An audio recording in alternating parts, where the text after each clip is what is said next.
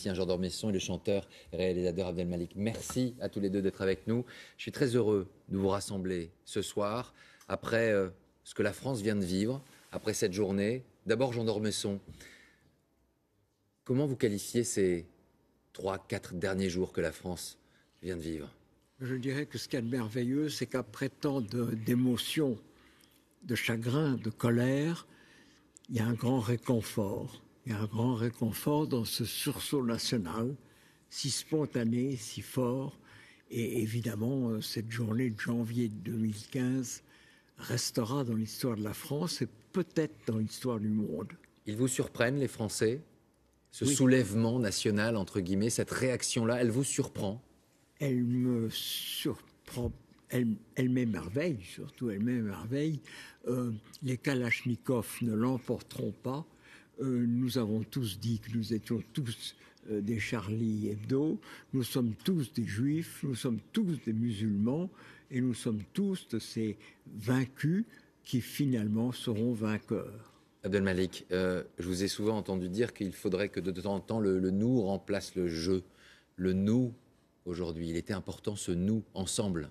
Il était important, il était beau, c'était important, c'était un rendez-vous à ne surtout pas manquer.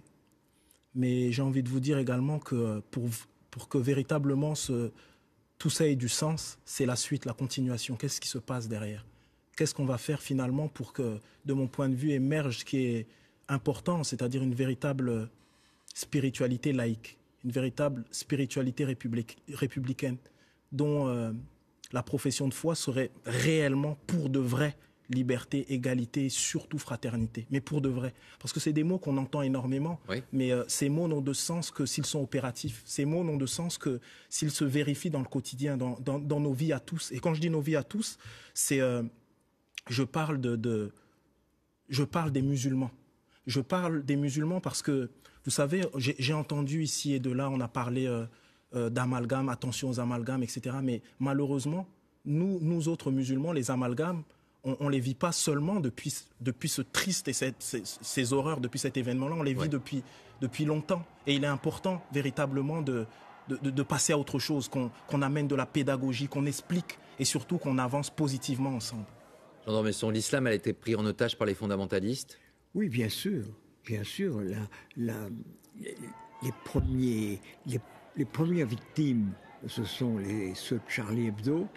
Les autres victimes, ce sont les Juifs. Et les troisièmes victimes, ce sont les musulmans. Les musulmans qui ont été pris en effet en otage par des extrémistes. Et il ne faut surtout pas faire l'amalgame. Ça, c'est absolument... il faut défendre les mosquées comme il faut défendre les synagogues. Et ça, là-dessus, il faut être absolument... ne pas céder du tout. Et comme vous l'avez dit, est-ce que ce rassemblement va annoncer quelque chose ou est-ce que ça va retomber? C'est très difficile de savoir ce qui va se passer. Qu'est-ce qu'on va faire de ce sursaut? Est-ce que les politiques, est-ce que les Français eux-mêmes vont réussir à enfin... Voilà. En tout cas, il y a la possibilité de rencontre. C'est quand même un événement considérable. J'entends de l'espoir chez vous. Oui, voilà. C'est pas nouveau, mais je l'entends encore. C'est l'espérance, naturellement. Abdelmalik. Les Français ont montré aujourd'hui, ils ont montré leur dynamisme et leur réelle envie que les choses bougent. Mais encore une fois, vous voyez, ça peut être comparé à quelque chose de spontané qu'on a tous en nous. Mais c'est aux politiques de pérenniser ça. C'est aux politiques de légiférer. Il faut amener de l'éducation. Et puis, vous savez, je pense également aux médias. Les médias ont une responsabilité énorme. C'est important. Vous savez, les gens ne savent pas réellement ce qu'est l'islam. Mais les gens ne savent pas réellement... Il y a beaucoup de gens qui ne savent pas réellement ce que signifie réellement le concept de démocratie, les concepts de laïcité, les concepts républicains. C'est important qu'on puisse aujourd'hui, à la télé par exemple, faire des émissions où on explique les choses et qu'on arrête cette course folle à l'audimat qui fait que finalement on va souligner des choses qui n'ont pas d'importance et même des fois qui séparent les Français, qui opposent les Français aux uns les autres. Les politiques doivent légiférer véritablement, faire des choses concrètes. On va repartir du côté de la place de la République. On va retrouver Maryse Burgot. Maryse, il y a encore un petit peu de monde autour de vous, place de la République?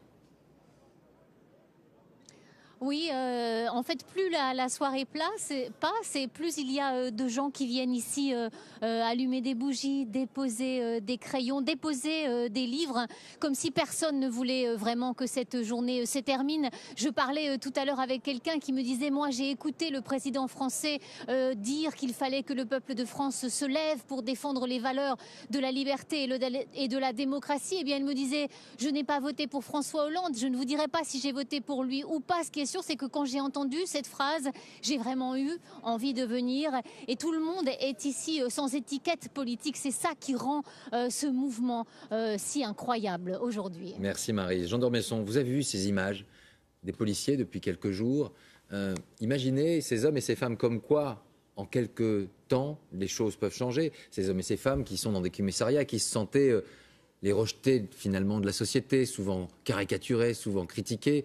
Et aujourd'hui, cette haie d'honneur qui a été faite pour accueillir les CRS sur la place de la République. Voilà une image aussi forte aujourd'hui. Bien sûr. Derrière l'émotion, il y a d'ailleurs des paradoxes considérables. Que Charlie Hebdo ait abouti à cette reconnaissance de la police, et de la gendarmerie par la foule. La foule qui chante la Marseillaise en permanence devant eux. C'est évidemment très paradoxal. On peut se demander quel regard jetteraient les gens de Charlie Hebdo s'ils nous voient de là-haut sur ce qui se passe aujourd'hui. Mais c'est évidemment cette spontanéité qui a été extraordinaire. Et s'il faut le résumer d'un mot, il me semble qu'il y a 3 mots qui le résument assez bien. Liberté. La liberté. Nous voulons être libres de faire ce que nous voulons et il faut respecter la liberté des autres. Charlie Hebdo, il y a beaucoup de gens qui n'étaient pas tellement attachés à Charlie Hebdo, mais ils ont le droit d'exprimer ce qu'ils veulent. Et puis, égalité. Égalité, les gens sont différents, mais ils sont égaux, ils sont profondément égaux. Et les juifs doivent respecter les musulmans doivent respecter les juifs. Il faut reconnaître à chacun le droit de vivre. Et la fraternité, ça a été quand même un exemple extraordinaire de fraternité cette journée. On pourrait presque penser que peut-être c'est l'annonce de cette République universelle à laquelle pensait Victor Hugo. Ça, c'est un message qu'il faudrait peut-être écouter, entendre et entretenir. Éducation, vous disiez Abdelmalik, dialogue entre les uns et les autres. Dialogue, bien nommer les choses. C'est Camus qui dit que mal nommer, en substance, mal nommer les choses, c'est rajouter à la misère du monde. Et il est important, justement, vous savez, ces gens qui se réclament de l'islam, c'est important de ne pas les associer à l'islam, même dans nos mots, même dans nos... je veux dire, un meurtrier est un meurtrier, un terroriste est un terroriste. Les musulmans, les juifs, les chrétiens, les gens spirituels sont des gens de paix, sont des gens de respect. C'est important d'appuyer ça, c'est important de parler de ça. Et encore une fois, voilà, la pédagogie, l'éducation et surtout, vous savez, on est dans une époque assez étrange, c'est que, vous voyez, on dit de belles choses ici.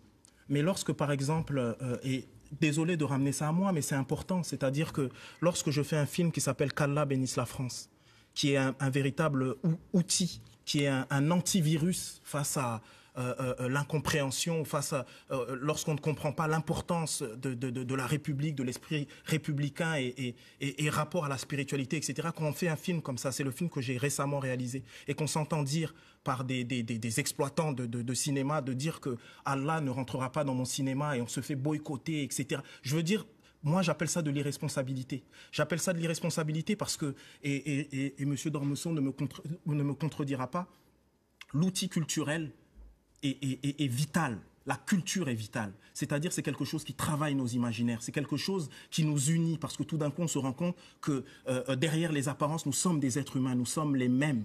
Et voilà. Et moi, c'est un cri. Moi, ça fait 10 ans que je parle de ça, du vivre ensemble, de la paix, etc. Et j'ai mal. Aujourd'hui, j'ai mal parce que, en même temps, je suis heureux de voir ce sursaut, la France, nous tous ensemble. Et en même temps, j'ai mal parce que j'ai l'impression qu'ici, vous savez que j'ai refusé de venir partout. Et je suis venu ici parce que vous avez dit des mots qui m'ont touché véritablement, mais je voudrais que on ne parle pas juste pour parler, que c'est du sens, que les politiques, maintenant, ce soir, nous entendent et agissent véritablement. Parce que sinon, derrière, il y a les extrêmes de tous bords. Et on doit tout faire pour qu'ils ne gagnent pas. Et voilà, nous sommes la France, nous sommes un beau pays, nous sommes un fabuleux peuple. Et on a malheureusement ce moment difficile. Et ben, j'espère que ça va nous permettre d'avancer ensemble et de faire en sorte que la France soit à la hauteur d'elle-même. Enfin. Jean d'Ormesson, Oui, vous l'avez entendu. Oui, bien sûr, la responsabilité des politiques, des médias, vous l'avez dit très bien, chacun est en face de ses responsabilités, mais ce que cette journée peut-être nous a appris, c'est qu'on peut dépasser ce qui nous oppose et tâcher de multiplier ce qui nous unit. Sachons utiliser cette journée. Merci à vous d'être venus. On va juste faire un dernier détour avec Stéphanie Pérez, Place de la Nation. Stéphanie, vous m'entendez ?